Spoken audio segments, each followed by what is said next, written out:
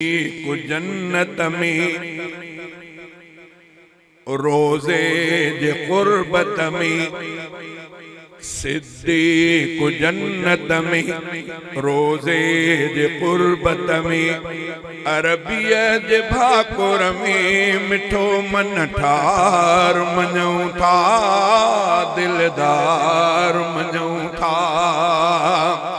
सिद्दीक जन्नत में रोजे जे कुर्बत में अरबिया जे भाकुर में मिठो मन ठार मञूं था दिलदार मञूं था।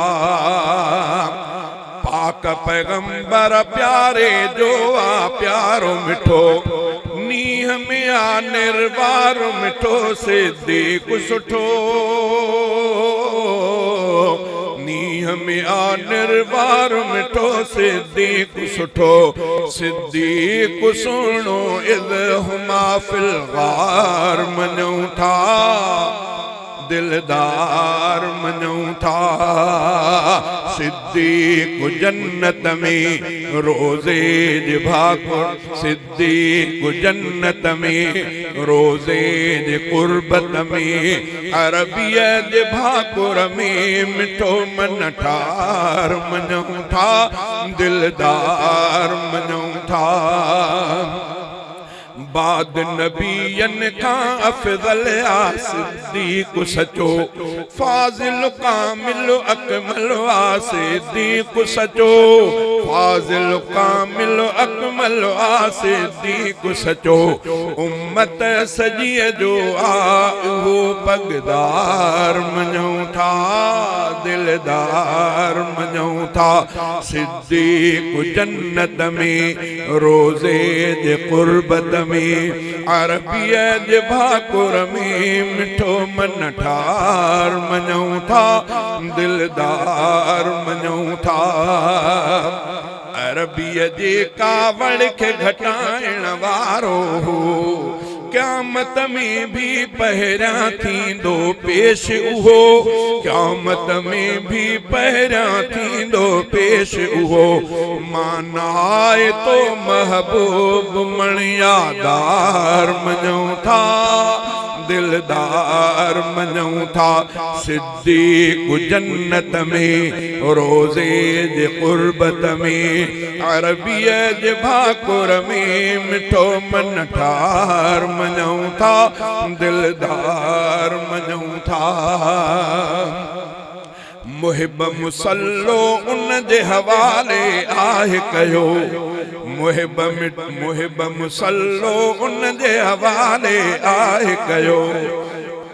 मुर्रू अबा बकरन जो आ इरशाद थियो मुर्रू अबा बकरन जो आ इरशाद थियो।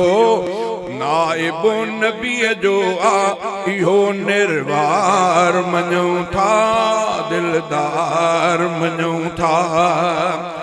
दुश्मन भल जा जोर लगाए थींदो न कुछ दुश्मन भल जा जोर लगाए थींदो न कुछ। काफिर के डाही लहलाए थींदो न कुछ काफिर के डाही लहलाए थींदो न कुछ। क़यामत तलक रहंदो नबीअ जो यार मञूं था दिलदार मञूं था। सिद्दीक जन्नत में रोजे जे कुर्बत में अरबिया जे भाकुर में मिठो मन ठार मञूं था दिलदार मञूं था। जानशीन मोहम्मद जो जानशीन मोहम्मद बणियो सिद्दीक तया कलमे वारन खे बणियो सिद्दीक तया कलमे वारन खे बणियो त सिद्दीक तया।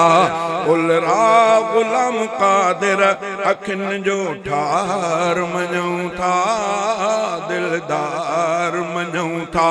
सिद्दीक जन्नत में रोज़े जे क़ुर्बत में अरबिया जे भाकुर में मिठो मन ठार मञूं था दिलदार मञूं